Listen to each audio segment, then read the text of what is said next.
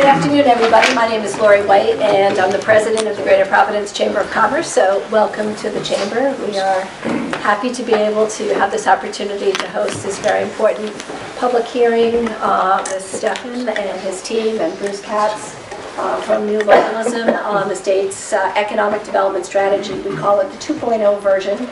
And the Chamber is very pleased and proud to have been involved in the planning and the drafting of the first plan that was put together a couple of years ago at the beginning of Governor Gina Raimondo's administration, talking about what the state needs to do to develop a crisper, crystallized, and very robust advanced industry strategy.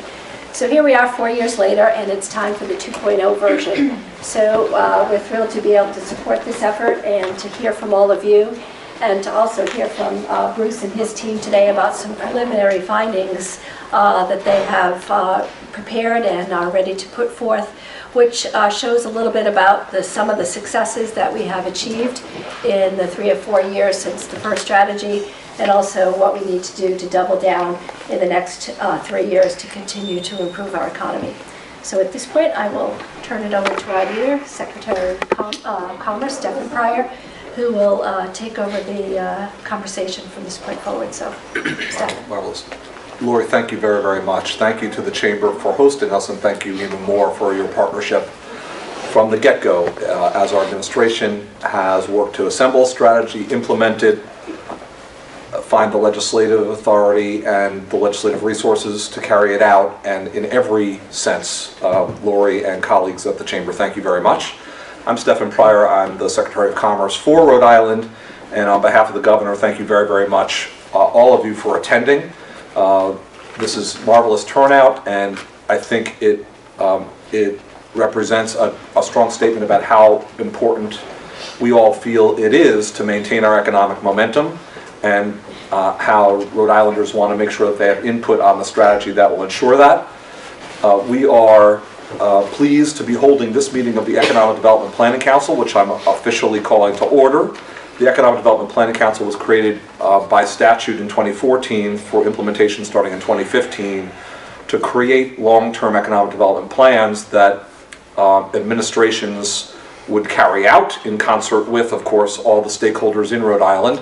Our first plan was the aforementioned Brookings report that Bruce Katz led the team on then. He leads a new team now, and Bruce will explain to you that process, and he's here with his colleague Louise Sörensen and with others who are helping to carry out this particular exercise. So this Economic Development Planning Council has had a number of meetings. This is a key public hearing that we are holding tonight. The council has met on October 15th, October 24th, earlier today, in a meeting where we were conducting brainstorming and even took some public input, and the final council meeting is scheduled for December 17th. So this is, again, a crucial part of that process. We will hold another public comment forum tomorrow night, November 13th, from 2:30 to 4 o'clock at the Davies Career and Technical High School in Lincoln. Today we will, of course, take a lot of public comment. We are going to hear from Bruce Katz on his thoughts as assembled thus far and his observations to date. I want to mention a few things about thematically where we think we are from the perspective of the administration, and to offer a brief precursor of Bruce's comments. We have seen enormous economic progress over the past few years. We speak about it a lot, but I honestly think it's important to repeat the point. While we started in 2013 and 2014 with the highest unemployment rate in the United States of America, quite a dubious distinction, we've since accomplished the biggest drop in unemployment in the country on an average annual unemployment data point basis, the biggest drop in the country between 2014 and 2018. And we have seen an all-time record number of jobs that our state has achieved multiple times in the past couple of years. So those are very positive points. Bruce will talk to you about how, in his team's observation, we've seen especially significant growth in advanced industry areas, which is very encouraging. even though those areas are still not as sizable as we'd all like them to be. So given that we've seen good economic momentum and we've seen increased prosperity in recent years, what else are we aiming for? Well, first of all, we aim to sustain that economic momentum. Rhode Island has had a poor track record as pertains to its economic activity in the context of recessions. Recessions are inevitable. None of us wish for them, but at some point in time, there will be another. How do we ensure that our gains are more durable during the next recession and that we emerge in a strong position, which is not to say that we'd see zero decrease in economic activity when the country experiences a recession. What I mean to say is, how do we ensure that the investments we're making are sustained in the form of economic strength emerging from that? On the subject of advanced industries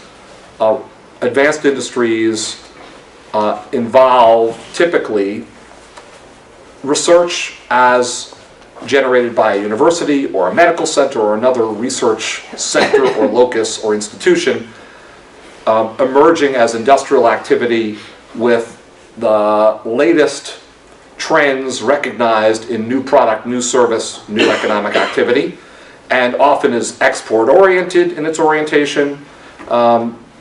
Advanced industries are often jobs within advanced industries, not all of them, but some core set require greater educational attainment for candidates seeking those jobs, not all jobs, but some. So there's a set of questions about if the world is headed in the direction of certain advanced industry areas, of certain more thriving, technologically informed, and influenced industry areas. How do we ensure that we're in that game, that we are progressing as well? How do we ensure that we focus on those specific areas that Rhode Island contains assets in, that our workforce is well prepared for, and how do we even better prepare our workforce for these opportunities? I say all of this in part as a preface to the next point, which is we recognize also that we have legacy industries, industries where we've historically done well, that may not traditionally be viewed as advanced industry areas. How do we ensure that we're still investing sufficiently for jobs to be successfully created and available for Rhode Islanders in those areas in the context of our advanced industry dialogue? That's one question that, as a theme, we ask ourselves. How do we ensure that all businesses, small and large, benefit from our prosperity? How do we ensure that smaller businesses are also accessing the economic progress that we're making? There have been initiatives that we've undertaken like Supply RI, where smaller businesses in their capacity as vendors for larger businesses and institutions are seeking procurements from said larger institutions. How do we ensure that we build upon that momentum, do even better with that idea, grow that idea even more in the context of the notion of anchors, anchor institutions, anchor businesses in our community? How do we ensure that our workforce is indeed prepared for all of the aforementioned jobs in advanced industry areas, in legacy areas, in small businesses, in large businesses? How do we ensure that through education and workforce training, we're succeeding at preparing Rhode Islanders, positioning them for the jobs of today and the jobs of the future? How do we ensure, therefore, that our educational system is a topic that we discuss as part of our economic development strategy, not just a subject discussed over there, but also a subject, if you will, discussed over here? How do we ensure that we're providing sufficient housing opportunities for Rhode Islanders so that they're not priced out of our home state, so that they're not struggling to find housing that's at the level of income commitment and contribution that enables them to live as they should, pursuing the jobs that we're creating here in Rhode Island? How do we ensure that housing as a subject area is part of the picture? So you get the feeling of what we're aiming for. We're aiming to ensure that while the Brookings 1 report, if you will, focused intelligently, compellingly, and in ways that were actionable upon advanced industries, how do we take that to the next level How do we ensure that we're investing in advanced industries that make sense for Rhode Island in greater form and in ways that are sensible as the 2.0 version? And how do we ensure that all Rhode Islanders can benefit over a sustained period of time from the progress that we experience? So we're thrilled that we're given the opportunity to speak with you all about these ideas, and we are really elated that Bruce has opted, among his choices within his career, to recommit himself to the state where he earned his undergraduate degree and where he produced report number 1. So with that intro as the lead-in, I turn it over to Mr. Bruce Katz to present to you. And Louise Sörensen is here, and I don't know if you want to, she will participate in the Q&A as we go through this. Perfect. However you see fit. Yeah, professor at the Copenhagen Business School and the head of city facilities.